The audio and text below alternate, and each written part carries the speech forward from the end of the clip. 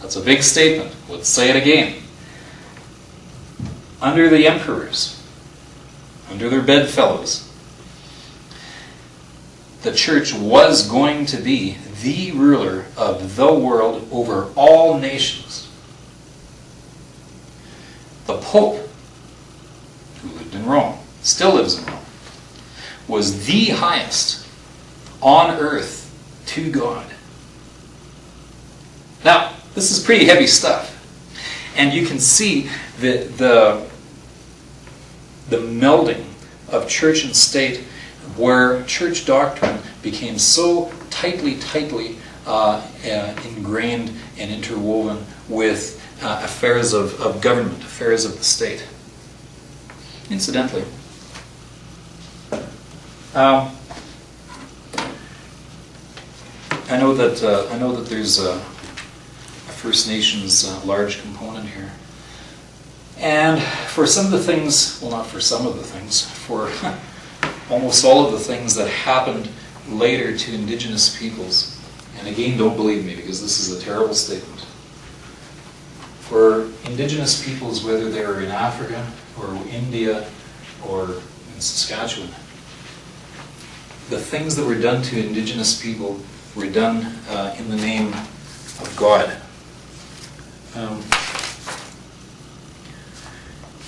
So that people have given quotes about that they destroyed this village or these people, and then they destroyed them, in the name of God.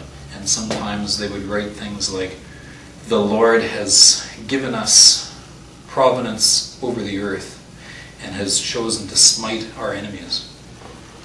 This to address the huge waves of bacterial disease that decimated North America and South America, the New World. So the church saw it as their role to carry civilization to the ends of the earth, and that Aboriginal people all over the globe were absolutely driven over. Now, this goes way back farther to church doctrine, where you had the idea that the dark people, I forget this Cain and Abel stuff, were the progeny of the devil, and the white people were in God's true image.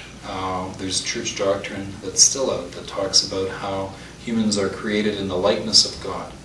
And, they mean, quote, white humans. Over time, this has translated into some pretty horrible things. It's also translated into some weird things that I'll bet you don't think about in 2008 Calgary, which is the splendor and the magnificence and the goodness of all things white over all things dark. In Calgary Stampede, you have a white hat. In those old westerns with John Wayne, the good guys wore the white hats. People who are represented in art and literature are white, and they're dressed in white. And the people who are evil are dressed in black. We still have that. We still have that in popular culture all the time. This is where it came from. It might sound outlandish. Please don't believe me. Go and read it.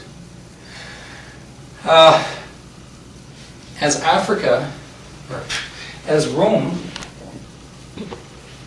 expanded, it of course found indigenous peoples living all over the place. And this was a serious problem, because if Rome is created in the likeness of God, carrying the word of God, then how do these people of other colors fit in here? Are they humans? It's not a silly question. Are they human? If they are human, then they must possess a soul. It was a serious problem. People, as the Roman Empire was expanding, hearing about people in Morocco and then farther down into Africa, people didn't believe that there was black people. They said that it was a myth, because these things couldn't be. St. Augustine was asked a very interesting question about what he thought about these, quote, other peoples, black peoples, dark peoples. St. Augustine's famous reply was that he said, quote, either these things that have been told of some races have no existence at all. So Augustine's answer is that for the people who lived, the indigenous people who lived all over here, he said, either these accounts of people don't exist at all, or if they do exist, then they are not human races. Or if they are human, then they are not descended from Adam. So Augustine's famous answer, as he was writing this book, and as Augustine was in bed with, I don't know, the emperors, they said, what do you think about these people that are rumored to exist? And Augustine says, well, either they exist, either they don't exist at all, he says, or if they do exist, well, then they're not human and they don't have souls. And then Augustine had another answer. He said that these people, if they exist, they are in the same categories as trolls and giants and dwarves. Now, that's very interesting because, again, it gives a person, the conquering armies, license to murder, annihilate, destroy with impunity because they're acting on the part of God and God's own will.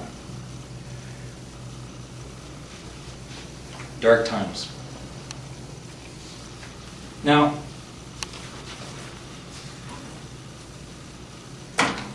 from 400s up, if I can find it, here we are. Let's sort of 400s up.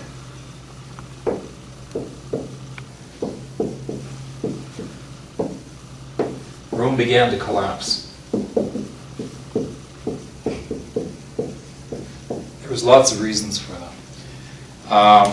And some of them, again, you can find in some movies, again, that gladiator thing. You might not know, for instance, that gladiators had been used at the Colosseum since about 264. But it was always kind of like a sport. Now, by this time, Rome was so wealthy and so huge and so degenerated that the individual emperors suffered from madness. Where did they get the madness from? They probably got it from syphilis. Syphilis and other venereal diseases will cause madness, and they certainly did right up until 1400s. So you had a succession of weak emperors who, quote, went mad, probably from syphilis and other venereal diseases. You had emperors who were hopeless drunks. You had emperors who were in no state to govern.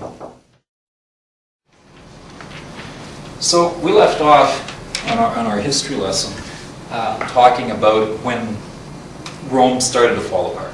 And for our purposes, that's good enough. I wanted to look at Rome as the first great colonizer. I didn't want to turn this into like a lecture on ancient history. And there is a purpose for this. You remember when we first started off, I said that Emma LaRocque treated me to a book called Prison of Grass. And Prison of Grass made me very angry because it was the first time that I found a lot of disturbing thoughts about the way that my family is and the way that we had interacted with society on a very front end.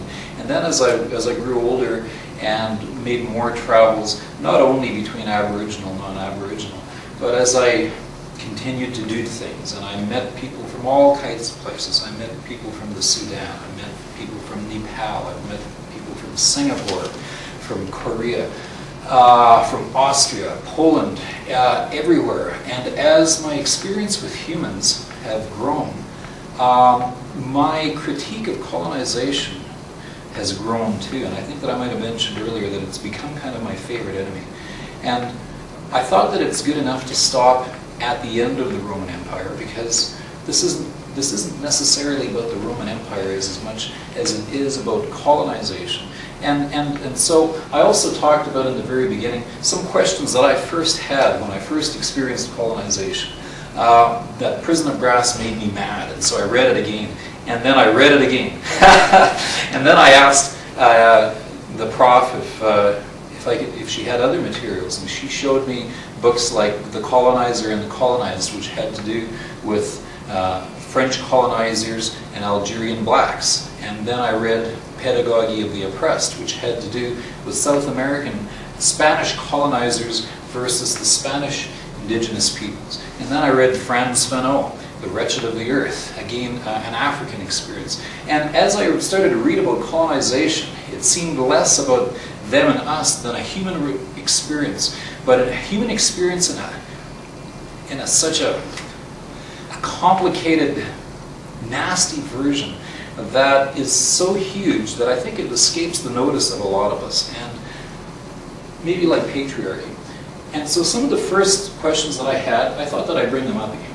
These are my first questions. I mean, how did colonization happen and why? Well, through this example with the Roman Empire, we've kind of found that how it happened is generally military first, and then economic, and then assimilation. And I think you've seen by our discussion today, just with the Roman Empire, how absolutely that was a military, and then an economic, and then an assimilation thing.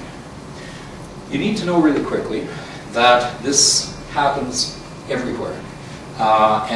Whether it's the United States doing things, or whether it was the British or the French, or what we are doing in Canadian society right now, unintentionally. Not military anymore. This last weird part. I'll get to that in a second. Was it really that bad?